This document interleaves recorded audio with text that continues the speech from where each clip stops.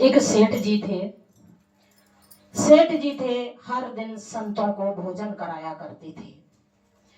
तो कोई भी आता था संत, सभी को भोजन कराते थे।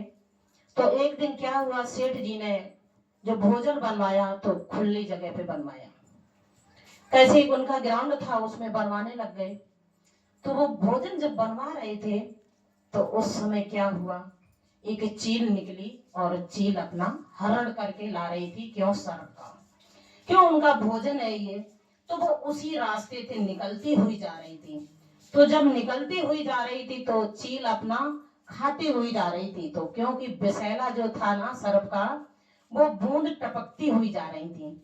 तो जब वो बूंद, कुछ बूंदे उस भोजन में गिर गई। चील जा रही तो कुछ बूंदे भोजन में गिर गई। जो भोजन बना रहे थे उन्हें कुछ पता नहीं और ना सेठ जी को कुछ पता। तो ऐसा हुआ, जब सेठ जी ने सारे संतों को खाना खिलाया तो सारे संत उस विषैले जर से खत्म हो गए। सारे संत जब खत्म हो गए तो राजा जी को बड़ा आश्चर्य हुआ कि ये मेरे से बहुत बड़ा अनर्थ हुआ कि सारे संत मर गए। क्यों मर गए, कैसे मर गए?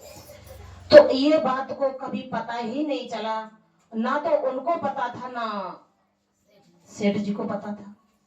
वे बिल्कुल अनजान थे दोनों लोग, बनाने वाला भी वो भी।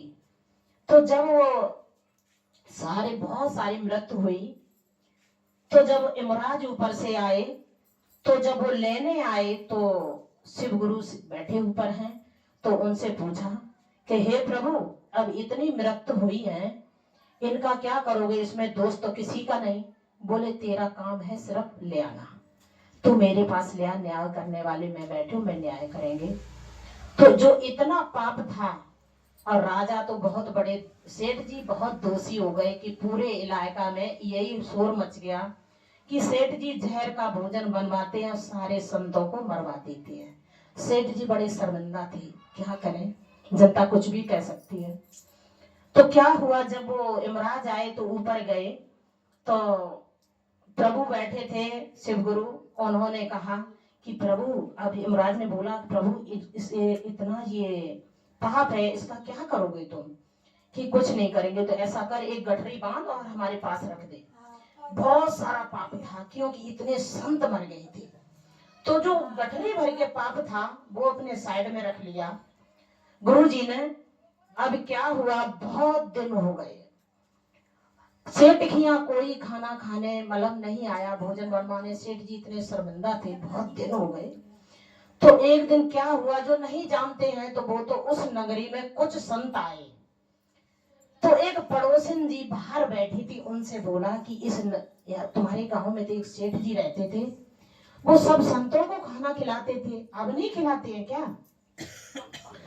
तो पड़ोसिन कैसे बोली, अरे तुझे भी मरना है क्या? वो सेठ जी जहर के भोजन बनवाता है और सभी को मार देता है।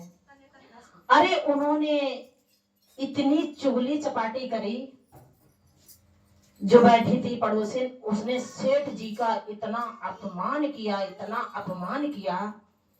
शिव गुरु ऊपर सुन रहे थे कि सेठ जी की कोई गलती नहीं है और ना भोजन वाली। जब ऐसे अपमान उन्होंने इतनी चुगली करी तो प्रभु ने क्या किया, वो गठरी थी ना उठाई और उन्हीं की झोली में डाल दी। कितना बड़ा पाप, चुगली की तो उन्होंने उसी पूरी झोली डाल दी। यमराज ने बोला, हाय प्रभु, इतना पाप तुमने उनकी झोली में डाल दिया, अब उसका क्या होगा? बोले मुझे पता नहीं है क्या होगा। बिना जाने सुने कभी भी किसी की चुगली नहीं करनी चाहिए, क्योंकि जैसे वो पड़ोसिन ने कर दी। क्यों कर दी? उस पड़ोसिन को कुछ भी पता नहीं था सेठ के बारे में, ना तो उनके बारे में। उन्होंने झूठ की चुगली करी तो इतना बड़ा पाप मिला।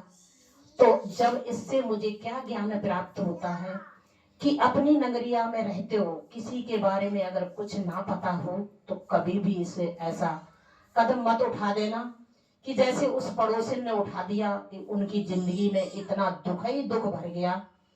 हम कभी ये कहते हैं कि हम तो सब कुछ करते हैं, पर हमारी जिंदगी में इतना दुख कहाँ से आता है? पर दुख यहीं से आता है कि हम बिना जाने सुने किसी ना किसी की चुगली या कह देते हैं और या कोई चुगली करता है उसका सुन लेते हैं। कभी ये मत कहना कि हम नहीं करते चुगली है और मैं सुन रहे हैं उससे मुझे पाप नहीं लगेगा, उससे भी लगेगा, उतना ही लगेगा।